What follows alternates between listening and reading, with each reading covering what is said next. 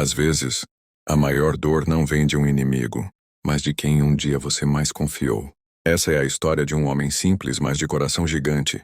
Um homem que foi traído por um tio que ele tanto considerava. Mas em vez de revidar, escolheu perdoar. E por causa dessa escolha, Deus escreveu o extraordinário em sua vida. Essa é a história de Caio, um jovem pai e marido, homem de caráter e honrado. Prepare-se para conhecer essa história real e viver uma jornada de fé. Porque quando o perdão entra, a justiça de Deus não demora a chegar. Desde pequeno, Caio tinha um brilho nos olhos quando via um caminhão passar. Cresceu numa cidadezinha simples no interior de Minas Gerais, onde o som dos motores misturava-se com os ventos dos cafezais e as orações das mães, que esperavam seus filhos voltarem da estrada. Filho de Dona Elisa, uma mulher batalhadora que criava os filhos sozinha, Caio sempre teve um exemplo de fé, humildade e coragem dentro de casa. Mas foi com tio Roberto, irmão mais novo de sua mãe, que Caio teve a chance de realizar seu sonho. Roberto era caminhoneiro experiente. Desde os 16 anos, Caio pedia para ir nas viagens com ele apenas como ajudante. Ficava horas observando o tio dirigir, carregando e descarregando mercadorias, anotando tudo o que aprendia. Com o tempo, Caio se tornou mais que um sobrinho. Virou um parceiro de estrada. Aprendeu com o tio o valor da responsabilidade, da paciência com os desafios da vida. Roberto, por sua vez, passou a tratá-lo como filho. Era um laço forte construído na base do respeito, do suor e da confiança. Aos 23 anos, Caio era um homem de rosto jovem, mas de olhar maduro.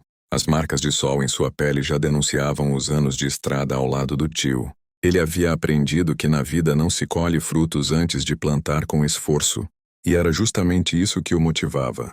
Trabalhava duro. Muitas vezes virava noites no caminhão, parando apenas para comer um pão com mortadela em postos de beira de estrada. Mas para ele, aquilo não era sacrifício, era construção. Foram 3 anos de viagens incansáveis, como ajudante e motorista auxiliar do tio Roberto. Com os primeiros pagamentos, Caio guardava o dinheiro num envelope dentro da gaveta da cômoda, ao lado de uma Bíblia envelhecida que herdara da mãe. Ele dizia: "Um dia esse envelope vai virar o caminhão que vai sustentar minha família."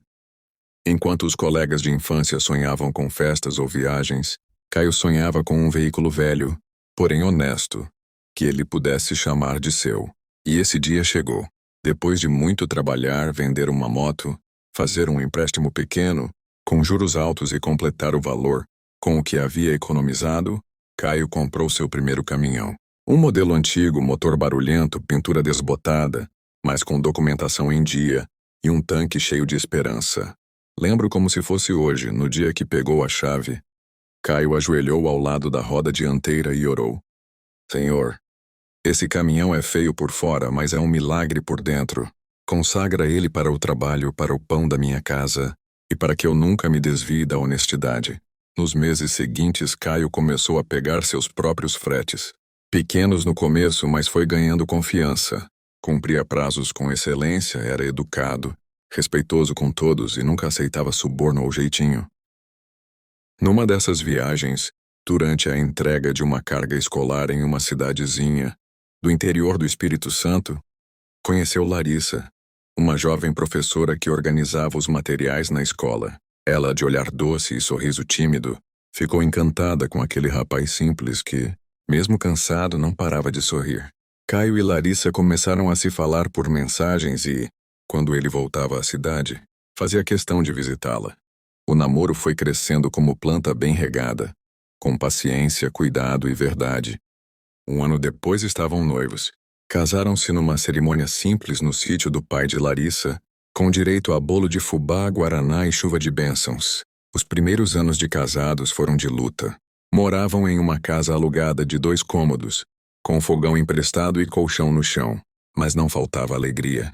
Dividiam o pouco com amor e, aos domingos, oravam juntos agradecendo a Deus pela união. Com o passar do tempo vieram as conquistas. Caio trocou o caminhão velho por um mais moderno, ainda usado, mas bem melhor. Larissa passou em um concurso municipal e começou a lecionar em 2 escolas. Eles se organizaram, fizeram um plano e compraram a casa própria. modesta, mas cheia de luz, com um pequeno jardim onde Larissa plantou manjericão, alecrim e girassóis. Tiveram 2 filhos, Lucas, curioso e agitado, e Ana, Clara, delicada e sorridente. A vida era simples, mas havia fartura de amor. O carro próprio veio depois. Um hatch branco usado que Caio lavava todo sábado com os filhos brincando com a mangueira. E mesmo com toda essa prosperidade, Caio jamais se esquecia do que tinha sido a base da sua trajetória. Sempre dizia aos filhos: se hoje a gente tá aqui, é porque o tio Roberto acreditou em mim lá atrás. Foi ele que me deu a primeira chance. Ele fazia questão de ligar pro tio, perguntar como estava, agradecer. Mandava presentes em datas especiais, às vezes uma cesta com produtos do interior, às vezes um valor para ajudar. No coração de Caio, a gratidão não era um sentimento, era um compromisso. Mesmo tendo superado o mestre, Caio jamais deixou de reconhecer a importância de Roberto em sua história. Dizia para Larissa: tem gente que planta em nós, mesmo que nunca veja a colheita, e o mínimo que eu posso fazer é honrar quem me plantou. Nesse período, Caio era frequentemente convidado a falar em encontros de caminhoneiros e jovens do bairro. Contava sua história, dava conselhos sobre disciplina, fé e respeito. Tornou-se um exemplo, um espelho de superação para muitos. Mas mal sabia ele que aquele mesmo tio que o impulsionou para o alto, um dia colocaria sua confiança à prova, que a estrada da gratidão seria cruzada pela estrada da decepção. O tempo passou, e Caio seguia sua vida com dedicação e fé. Até que certa noite, enquanto colocava os filhos para dormir, recebeu uma ligação inesperada. Era o tio Roberto. A voz estava cansada, abafada, como se o peso dos anos e das dificuldades tivessem apertado sua garganta. Caio, tô precisando de ajuda, meu filho. Caio se sentou no sofá preocupado. Roberto contou que estava passando por um momento difícil.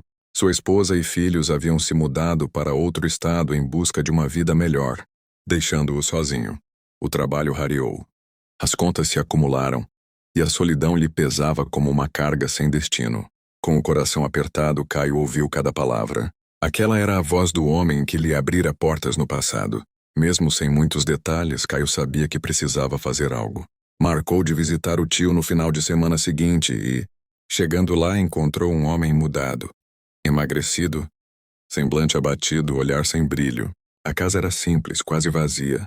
Não havia cheiro de café, nem o sorriso que ele lembrava da juventude. Caio não hesitou. Levou alimentos, ajudou com dinheiro, fez orações. E no fim daquela visita, Roberto propôs algo inesperado. E se a gente se juntasse, Caio? Vende seu caminhão e a gente compra uma carreta. Eu arrumo os fretes por aqui, tem oportunidade. Você vem morar perto, a gente toca isso junto. Caio pensou, refletiu, orou. Sabia que era arriscado, mas seu coração pesava mais do que sua lógica. Era o tio Roberto. Era uma chance de retribuir. E assim, com a bênção de Larissa e o apoio dos filhos, Caio vendeu seu caminhão, se mudou com a família para um novo estado e iniciou uma sociedade com o tio. A mudança foi um marco na vida de Caio e Larissa. Deixaram para trás a casa conquistada com tanto esforço, amigos queridos e a rotina já estabelecida. Era um novo começo, guiado pela fé e pelo compromisso moral que Caio sentia por aquele que um dia o havia acolhido. Chegaram à nova cidade com o coração cheio de esperança. A carreta adquirida com o valor da venda do caminhão de Caio era robusta, seminova e representava um novo ciclo. Os 2, tio e sobrinho, comemoraram a compra com um churrasco simples, onde Caio orou em voz alta. Senhor, abençoa essa nova fase, que a estrada seja segura, que a parceria seja justa, e que nosso trabalho seja para o sustento e para a tua glória. Nos primeiros meses tudo parecia caminhar bem. Caio e Roberto dividiam as viagens, os lucros e os desafios. Larissa conseguiu uma vaga temporária em uma escola, e os filhos logo se adaptaram. Ajudaram Roberto a trazer a esposa e os filhos de volta para perto. Caio se sentia completo. Havia cumprido seu papel de ajudar. Ele não apenas dividia os lucros da carreta, mas também dividia a própria vida. Ajudava financeiramente a casa do tio, consertava o que fosse necessário, levava mantimentos e nunca media esforços para que ninguém passasse necessidade. Mas lentamente as coisas começaram a mudar. Roberto passou a mostrar sinais de inquietação. Começou a tomar decisões sem consultar Caio. Passou a fazer viagens sozinho, alegando que era para otimizar o tempo. Dizia que os fretes estavam fracos, mas Caio ouvia conversas no posto de que o caminhão da sociedade estava sempre rodando bem. Os depósitos começaram a atrasar. Quando Caio perguntava, o tio respondia com impaciência. Calma, rapaz. Tá achando que é fácil ganhar dinheiro? Eu que tô pegando as broncas aqui. Quando tiver, eu mando. Larissa percebeu que algo estava errado. Viu no semblante do marido uma mistura de tristeza e decepção, mas Caio ainda insistia. Ele é meu tio, Larissa. Ele me ensinou tudo. Não posso duvidar agora. Mas os sinais só aumentavam. O tempo que antes era aliado passou a se tornar um peso para Caio.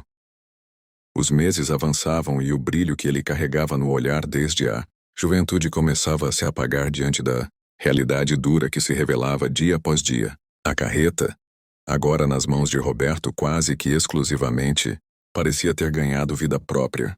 Ele viajava sozinho.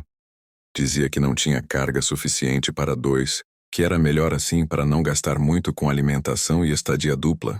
No início, Caio tentou entender.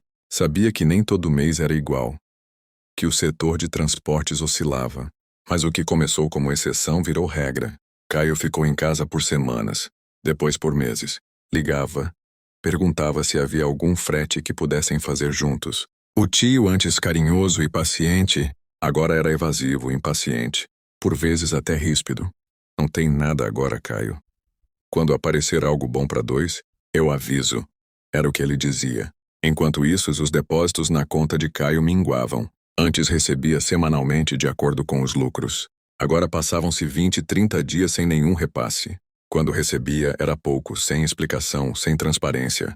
Caio começou a questionar. 1, 2 vezes. Mas a cada tentativa sentia a relação estremecer ainda mais. Tá desconfiando de mim, moleque? Roberto explodiu certa vez no telefone. Quem te ensinou a dirigir, hein? Quem te deu a mão quando você não tinha nem onde cair morto? Essas palavras cortaram o peito de Caio como faca. Ele desligou sem responder. Chorou sozinho. Ajoelhado no chão da sala com as mãos na cabeça, Larissa o encontrou ali em silêncio. Ela se aproximou. Colocou a mão em seu ombro e disse com doçura. Eu te avisei que algo não estava certo. Mas você fez o que achou que era justo. E isso, Caio, é o que te faz diferente. Você é justo, é bom. Caio não respondeu. Mas naquela noite ele fez uma oração que jamais esqueceria. Senhor, eu não quero me revoltar. Não quero carregar mágoas. Só te peço que me mostre a verdade. E que se houver traição, o Senhor me fortaleça para suportar. Dias depois, a esposa de Roberto ligou para Larissa. Estavam de mudança. Iriam morar do outro lado da cidade. Nada pessoal, disseram. Só queriam mais privacidade. O contato começou a se perder ali. Caio tentou conversar com o tio pessoalmente, mas era evitado. Chegou a ir até a casa nova e foi recebido com frieza. Mal lhe abriram a porta. Meses se passaram. Roberto parou de repassar qualquer valor. Disse que a carreta estava dando muito gasto, que os fretes estavam ruins. Depois alegou que estava pensando em vender.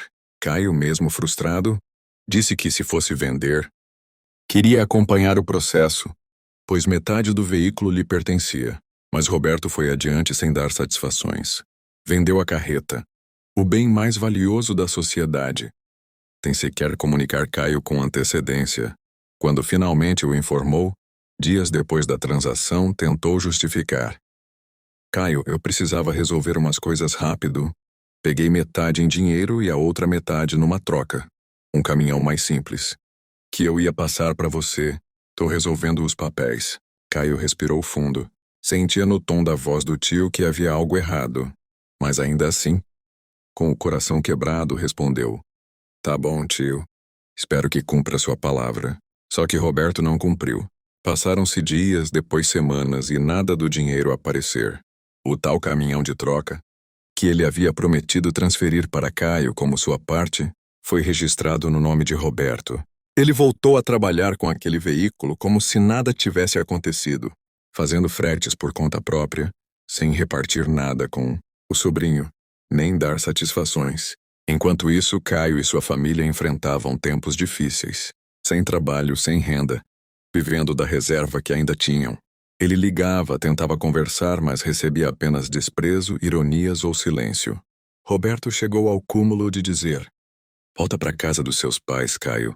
Você não nasceu para isso. Vai cuidar da tua família. Porque aqui tá difícil para todo mundo. Foi cruel. Como se quisesse apagá-lo da história. Como se quisesse deixá-lo sem chão, sem dignidade. Larissa ouviu murchar por dentro. Viu o homem sonhador se encolher diante da frustração e da traição. Mas também viu algo mais forte que a dor crescer dentro dele. Fé e mansidão. Mesmo assim, Caio não explodiu. Não se desesperou. Não revidou. Apenas se recolheu. Orou em silêncio. Pediu a Deus por justiça, mas não por vingança. Até que um dia, Roberto reapareceu. Enviou um valor pequeno simbólico. Junto com o depósito, mandou uma mensagem fria. Tô passando por dificuldades, mas vou tentar ir te pagando aos poucos. Conforme for dando, eu mando. Foi a última gota para Caio. Não por causa do valor, mas pela distorção da verdade. Aquilo não era pagamento, era esmola disfarçada.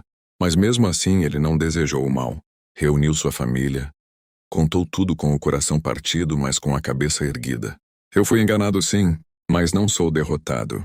O dinheiro que perdi Deus pode restituir.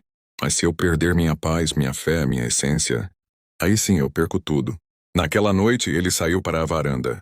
O céu estava limpo, estrelado, e o vento soprava suave no rosto.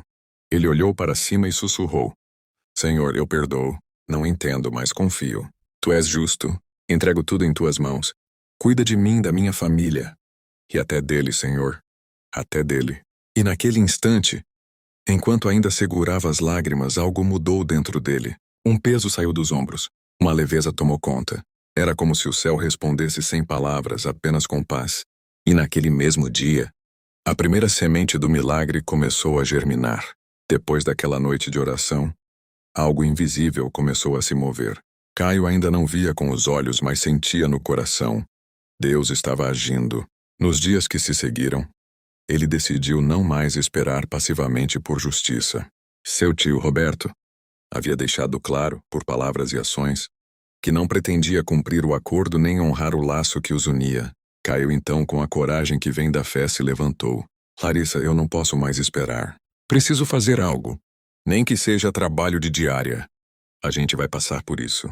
Com o pouco que tinha, ele comprou uma botina usada, uma calça resistente e foi à luta. Começou a procurar serviços de carga e descarga, pequenos fretes, qualquer coisa que pudesse garantir o sustento da casa. E logo apareceu um conhecido que precisava de ajuda para descarregar caminhões num depósito. O trabalho era pesado. Começava cedo, terminava tarde e pagava pouco. Mas ele voltava para casa suado, cansado e em paz. Larissa o recebia com sorriso no rosto e comida quente. Os filhos, mesmo pequenos, percebiam a mudança. O pai deles podia ter perdido um caminhão, um investimento, uma sociedade, mas não havia perdido a dignidade. E foi nesse tempo de humilhação silenciosa, de joelhos dobrados e coração limpo, que o milagre aconteceu. Certa tarde, após mais uma jornada exaustiva de trabalho, Caio estava saindo do galpão onde havia descarregado 3 caminhões de frutas. Suas mãos estavam cheias de calos e o suor escorria pelo rosto, quando um homem se aproximou. Você que é o Caio? Sou eu? Pois não? Me indicaram você. Disseram que é trabalhador, honesto e que dirige bem. Tô precisando de alguém para cuidar da logística de uma empresa aqui na cidade. Tem que ter cabeça boa, saber lidar com equipe e dirigir, às vezes, quando for preciso.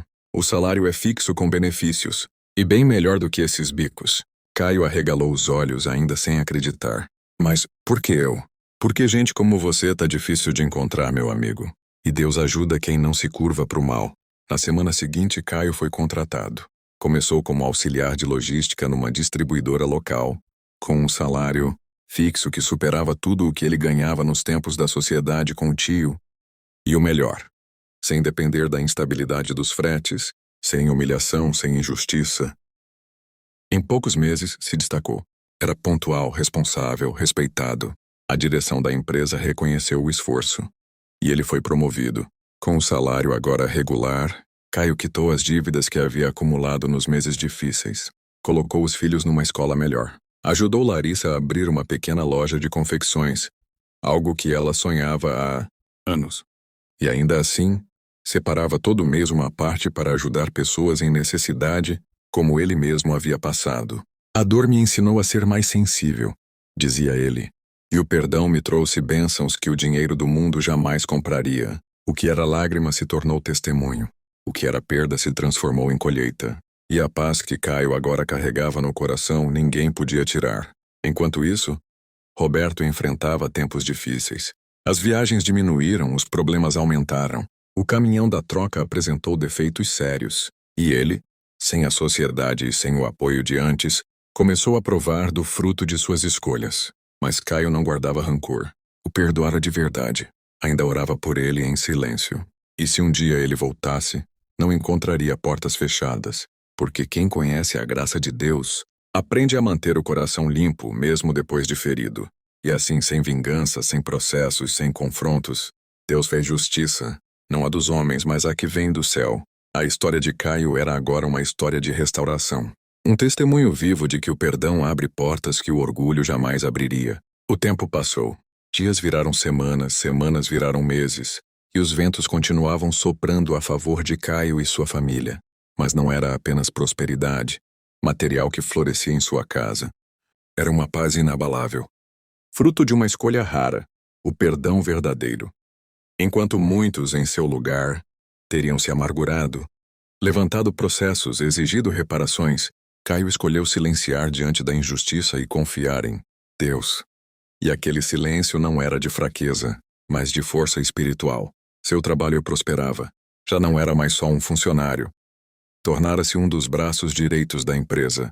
O dono da distribuidora passou a confiar nele para decisões importantes, e até mesmo o indicou para palestrar em um encontro de lideranças sobre ética e resiliência. Caio, simples e humilde como sempre, subiu ao palco com um sorriso tímido e, diante de dezenas de empresários, compartilhou sua história. Não mencionou nomes nem acusou ninguém. Apenas contou que havia sido traído por alguém em quem confiava profundamente e que, em vez de revidar, decidiu calar e entregar a situação a Deus. Ao final da palestra houve silêncio, mas era um silêncio diferente. Não de indiferença, e sim de reverência. Muitos se levantaram emocionados. Empresários o abraçaram com os olhos marejados, agradecendo pelo testemunho.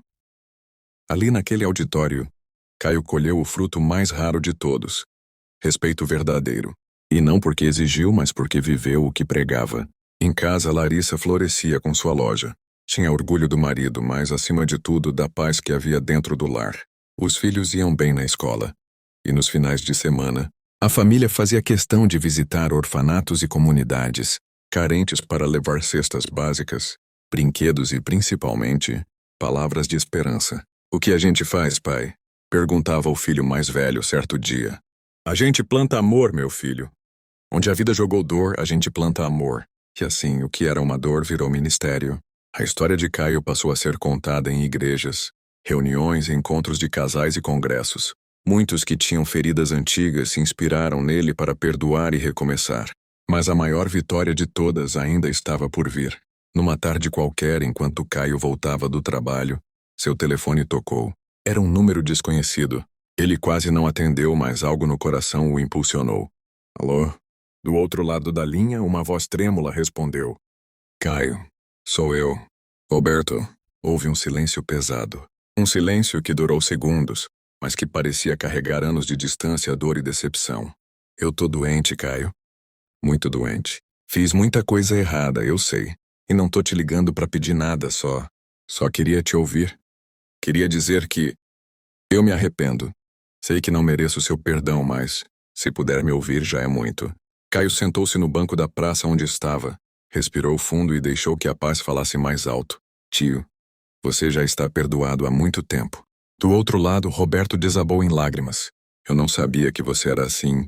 Me desculpa, Caio, eu joguei fora tudo e mesmo assim, você me perdoou? O que eu recebi de Deus é maior do que tudo que perdi com você. Fique em paz, tio." Aquele telefonema não devolveu o caminhão nem o dinheiro, mas restaurou algo infinitamente mais valioso: a consciência de um homem e a cura de um laço familiar. Nos meses seguintes, Caio ajudou o tio com o que pôde. Pagou exames, indicou médicos, até visitou Roberto algumas vezes no hospital. A família de Roberto, envergonhada, passou a respeitar Caio como nunca antes. E ainda que a convivência nunca mais fosse como antes, o elo do perdão construiu uma ponte onde havia ruínas. Não era sobre esquecer. Era sobre libertar.